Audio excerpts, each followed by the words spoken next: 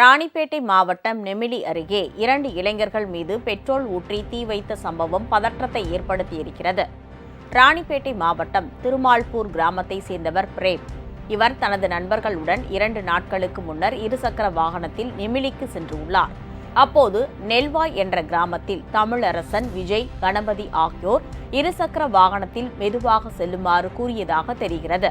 அப்போது தமிழரசன் தரப்புக்கும் பிரேம் தரப்புக்கும் இடையே ஏற்பட்ட வாக்குவாதம் கைகலப்பாக மாறியதாக தெரிகிறது. அங்கிருந்தவர்கள் அவர்களை சமாதானப்படுத்தி அனுப்பி வைத்துள்ளனர். இந்நிலையில் நேற்றைய தினம் தமிழரசனும் விஜய் கணபதியும் கிரிக்கெட் விளையாடும் போது பிரேம் தரப்பினர் சென்று வாக்குவாதம் செய்ததோடு அவர்கள் மீது பெட்ரோல் ஊற்றி தீ வைத்ததாக சொல்லப்படுகிறது. தீ காயமடைந்த தமிழரசன், விஜய் கணபதி ஆகியோர் சென்னை கீழ்ப்பாக்கம் அரசு மருத்துவமனையில் அனுமதிக்கப்பட்டுள்ளனர். இதனிடையே குற்றவாளியை கைது செய்ய கோரி உறவினர்களும் பாமகவினரும் போராட்டம் நடத்தினர். அவர்களை போலீசார் சமாதானப்படுத்தினர்.